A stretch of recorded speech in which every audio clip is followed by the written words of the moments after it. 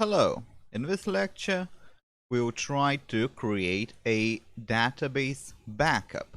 So a backup is basically a very simple file that represents your database.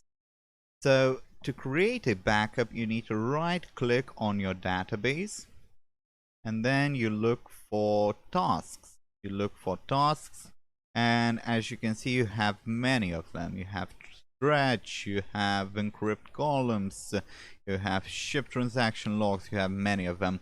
But what we are looking for is backup. And also you have restore, which is the way you would actually restore the database from a backup. So let's go to backup, and you can back up to several places. You can do disk or you can do URL. So you add some certain URL. As you can see, you can have Azure storage containers, which might be quite useful if you want to pay that money. If you don't, you can do some other, you can have some other ways to do it. But I would recommend to, definitely put those backups somewhere else. So somewhere else meaning other server, other storage unit rather than your HDD on your server on which you run the actual database, because obviously if that's gonna be hacked, your backups won't do you much good. So you also have backup type. You have full, differential, and transaction log. So we won't get into that. You need either full or differential. You can read about that, but I would recommend to always do full. And then you have test database 1, which is our database. If you had some other ones, you would choose some other ones if you needed them. And so let's get back to the disk. And I do have my default directory. So in that directory I will get my .bak file. That is the backup file. So as you can see, it's quite easy to do so far, at least. You also have media options, which is kind of interesting, kind of not interesting. You have backup to the existing media set. So you can actually append the existing backup set, or you can overwrite all existing sets. So again, this depends a lot on your structure, on your infrastructure, on your architecture. It depends on many things. So one just kind of updates the old backup, which obviously will take a lot less time and a lot less resources, but in some cases it might be useful to actually overwrite everything.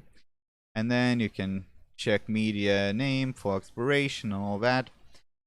And then you can do backup to a new media set and erase all existing backup sets.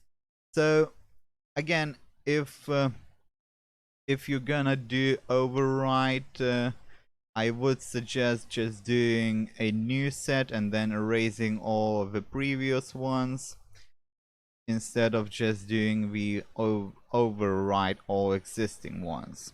And then you have verify backup when finished, which is actually quite important, so I will check that. It's good to verify backups because you have to trust those backups. You can't just know for sure if it has been backed up properly. So you need to know that. And you can do perform checksum, we won't get into that. And you have continue on error, which obviously is a very, very bad idea. If you have an error, you gotta stop. You gotta stop and see what's wrong. And then you have backup options. You can have descriptions, and also you can set expiration days. So say it will expire after 3 days. And this would be useful if you set a job, an always running kind of job automatic backup system, which we will actually do now.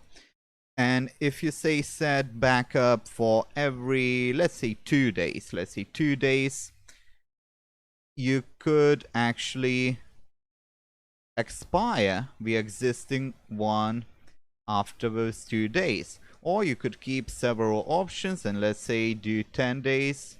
So you have 5 different stages of your backup every time.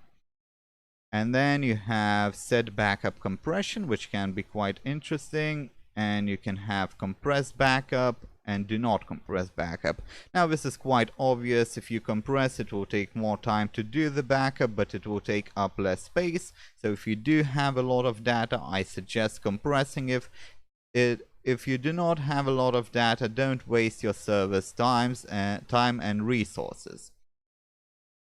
And then you also can encrypt that, but we won't get into that. You need some other stuff to do that. So just have your expiration, 10 days, or you can do it on certain day of a month, and obviously you would then run a job on that certain day of a month that would create your backup.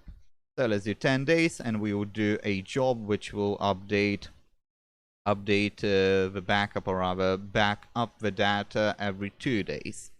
So you can click OK now and it would back up, but you can actually go to script, and let's see, you can script action to file and you can script action to clipboard, which is the choice that we are going to take, because obviously it's a lot easier to copy it than to look for file in the directories and all that. So let's copy that, or rather we can actually script action to job, as you can see. So we can try to do that. Let's see what it gives us.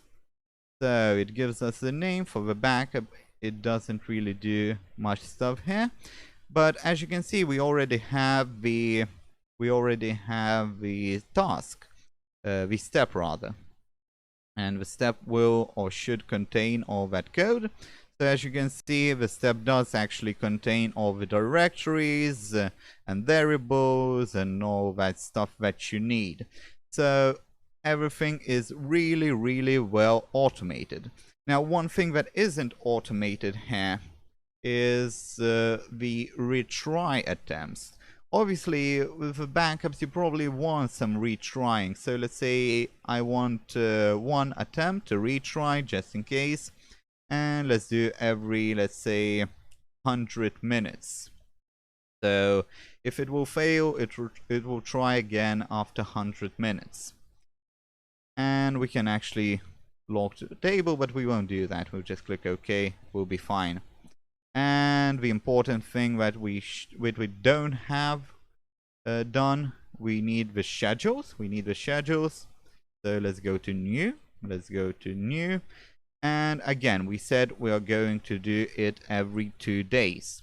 So we need daily and recurs every 2 days.